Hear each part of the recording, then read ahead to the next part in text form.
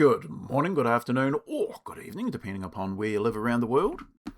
In front of us is the exploration of the alternate hub, and one which has gained a little bit of traction with me in the last day or so.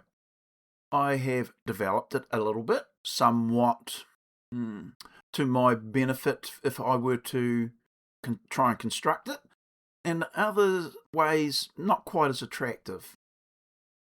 Why am I even considering this? Well, I require myself to go through these exercises in the SketchUp program to flesh out the ideas to see whether they're even practical, let alone desirable. The one on the right here was my initial, way of doing it. And the reason I liked this was because of the use of bolts rather than anything else. Here on the left-hand side, I show using threaded rod and nut and washer. We'll get back to that in a moment. The reason for this, I wanted to have a practical, easy, in the workshop type of hub that could be constructed without causing me any particular difficulty or grief. And this one looked nice because it was nice and neat inside the hub itself. That's really a bit of a red herring, but nonetheless that would be true. That just seeing the head of a bolt would be quite nice, quite neat. But it would require possibly having separate rings like this, not itself a problem, and the holes would likely have to be slotted at least on the top one, if not also on the bottom ring as well. So just imagine this upside down, so the slots are in this direction on this ring. And that is because once the bolts have been inserted into the struts, well, you can't actually insert them into the ring and then into the struts because they won't fit.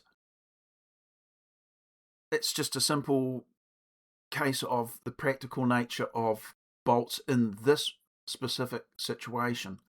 So that would have caused a little bit of a difficulty when we started to assemble it, like you wouldn't have been able to. That's probably a deal breaker.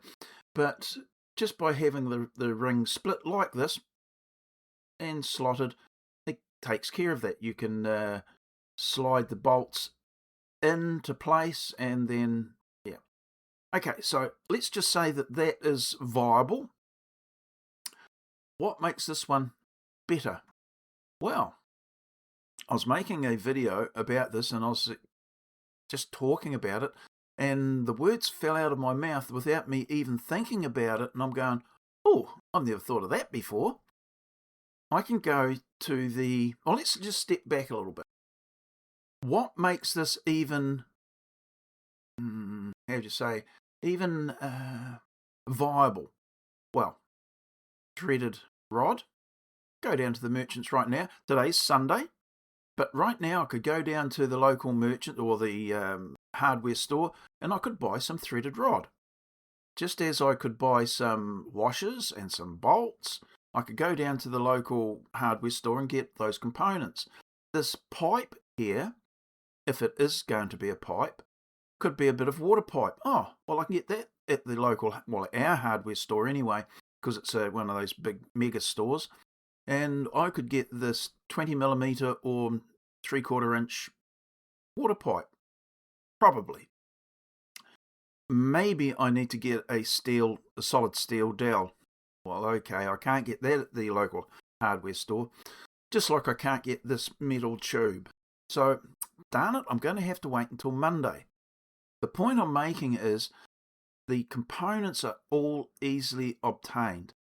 You go grab them, you bring them back, you dock them down to size, be it a threaded rod, bit of water pipe, or this heavy tube, and you basically got all the components for your hub assembly all done and sitting in front of you. Now, there is a little bit more work, like drilling the pipes with a hole and then tapping it. It's effectively a nut for the threaded rods, and ditto for the large steel tube. It would need to be drilled in specific points to accept the threaded rods. Okay, how long are these threaded rods, David, you ask? Because I'm looking at this and I don't think I'm going to be able to get the threaded rod into the holes, because they look like they're a lot longer than the diameter of the tube here. Wow, well observed. Well, what happens here is, now I haven't actually done this before, so if I bring in the struts, oh, there we go. Let's just hide that one. If we bring in the struts here, and I'm showing the 8 struts that go into this assembly, what we can do is, just imagine we're removing the nuts and washers. We can thread this threaded rod into the struts and keep on winding them in until they are actually nearly flush with the end of the strut. Oh, you can do that, David? Well, yes, you can. Think of it. All I need to do is to wind this threaded rod in a little bit further through the nut, and it flushes up with the end of the strut. I insert the strut, I can wind the thread back out to take the nut and the washer. Oh, you can do that? Wow, yes you can. The thing that I haven't shown here is that we could put a little slot in the end here to accept a screwdriver end, just a straight, flat-tipped screwdriver. So we could wind the thread in and out and then put our nut on it. Now, the caveat there is, when we go to do the nut up, will the threaded rod turn as well? And for that, I've got no answer. So this might be a good idea that doesn't actually work in the real world. But accepting that I've at least addressed the issue of assembling the darn thing, it is at least worth a little bit of a trial, a test. But the point that we've got a slot in the end of the bolt, I think we could get round tightening the nut up and just holding a screwdriver in there to stop that little bit of rotation until such time as things starting to tighten up themselves and hold themselves.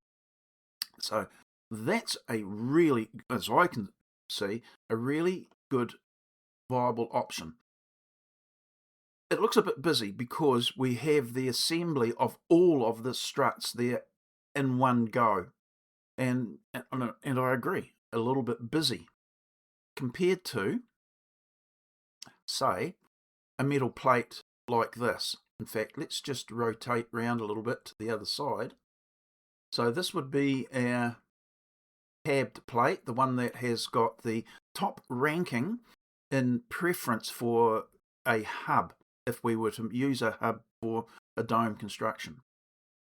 These are double plates, so there's 2 plates in this top layer here and a double plate in the lower assembly. So if we take that away, that's understandable, and if we go into this, we could hide that. So there's basically 2 of these plates, one layered on the other. They're of different shape, and that's a very neat looking assembly, and I would agree. One on the bottom, this is the main working one, the one that does most of the work, and we can, stiffen it up or strengthen it up very easily simply by putting alternate layers on it. So we could put, instead of 2 layers here, we could put 4, and that would effectively make that whole assembly very, very strong. Let's just go to the front here. It's a bit, I need to get a 3D mouse. Right, that's the assembly there, looking very neat, and doesn't look anywhere near as busy as that other assembly I was talking about with the threaded bolts, threaded rods and the hubs, etc. But there is a little bit of demand to be able to cut this in the home workshop. Yeah, that's true, but is it going to be that difficult? My contention would be no, and that is why this has the top ranking as far as the preferred hub design goes. Its strength is quite scalable. Either, like I said before, you can double up the plates, which is a suggestion, or you could perhaps put a double plate on the bottom and just leave the top one a single layer, because the top layer doesn't work as hard. That's my view from a non-engineering perspective. But the bottom plate could be also made out of a thicker material. This currently is suggested as starting point 3mm. You could go 4mm, 5, whatever you want, up to the capacity of your ability to do it in the workshop. And that's why I've started at 3. The top one could even be 2mm as a suggestion. It doesn't need to be as strong as the bottom one. So this system or approach is flexible and capable. You use bigger struts, just sit on the surface of the struts, more or less, and can be bolted together, more or less, and there's a lot to be said for this type of construction. Well, so too here, because as we go up in size, well, why can't we have 3 bolts in the assembly? Oh, that's true. That would certainly make it a lot stronger if it was required. These bolts here are currently being shown as a 10mm bolt. Well, could the bottom one become a 12 or a 16? Well, once you start going up in size, this pipe here may need to get a bit beefier, and that's where the restriction in this system comes into play.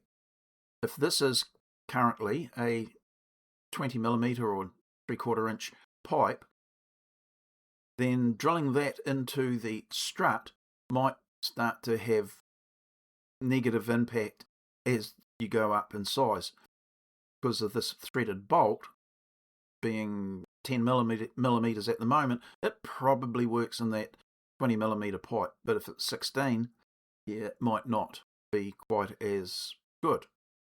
Maybe we'd have to try it. So we've got a potential to make this assembly.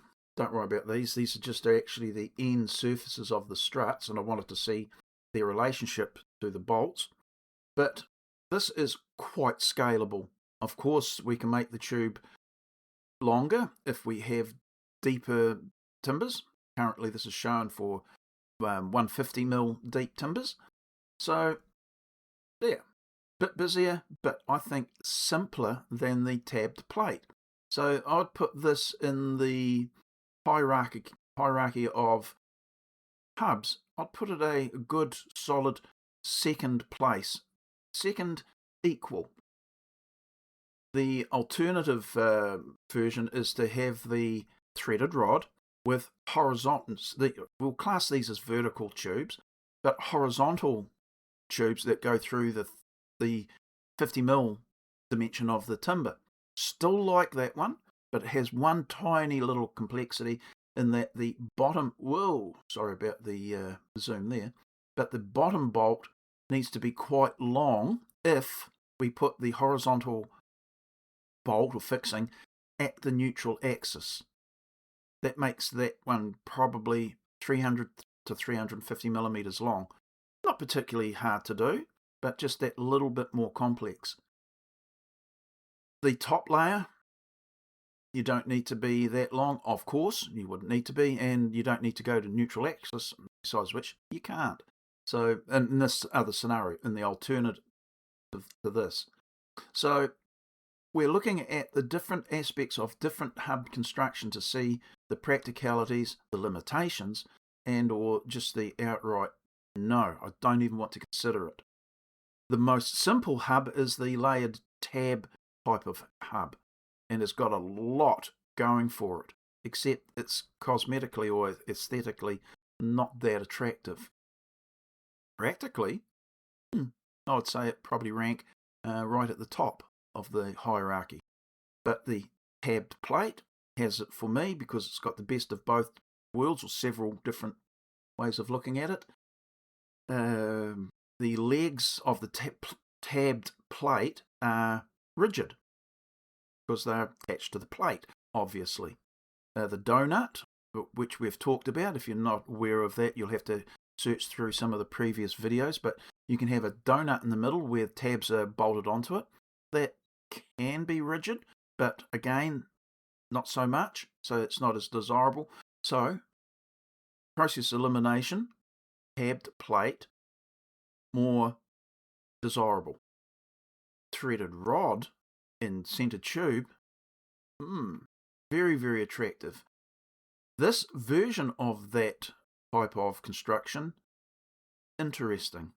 So I'm going to do, once I've got a lot going on at the moment, well, I've got enough to keep me distracted at the moment that I'm not doing anything in this department, but come springtime, we're in the middle of winter at the moment, but come springtime, I will make up mock-ups of most of the hub designs that I've talked about so far. Now, that probably doesn't help you if you want to do something right at the moment, but the whole process of doing these videos was to show how I've got to this stage, and it's up to you to figure out which ones you would prefer. And by now, I should have produced enough videos for you to have made a decision or be able to. But if you're still dithering around a bit like me, then waiting is what's going to be required. But I'm going to make up the models and let's just see how I feel about them, because things that you talk about and think about and draw in a model like this may be appealing at one level, but the practicalities can sometimes be disappointing. So there's all that. So this one it's there for development.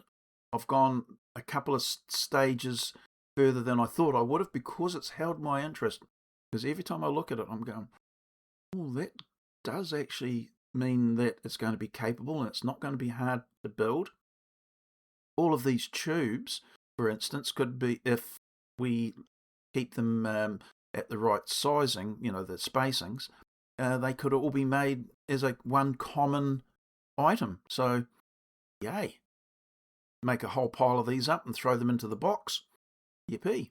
So, oops, that's not what I wanted to do. But anyway, you could make these up as a component. The bolts, threaded rods, they're going to be the same. Nuts, washers, tubes. It's got a lot going for it. Does look busy, I agree. Anyway, there you go. I'm going to limit how much more I do on this, I think. Maybe. I probably, to be fair, will look at the other two, well, this one here in particular. This one, believe it or not, it's the most demanding of the hubs because of obvious structural issues, but it also has surprising impact on how things work together. Hadn't realised it, but I would have thought the plate or the hub up here, where there's 8 struts coming together, would be the most demanding. But this one here caught me a couple of times. Anyway, that's for me to figure out, and I'll make up a model that inserts in here, and we will mull over the pros and cons. Yeah, still like the tab plate though. Okay, that's it. I'm off outside to do something else in the workshop after a -3 degree start to the day. It's almost lunchtime now. But yes, I'm out there, and it is also going to be capable of helping us should we ever go to make this dome, this project out in the workshop. Okay, there we go. I'm off, and I will see you hopefully in the next video. Bye now.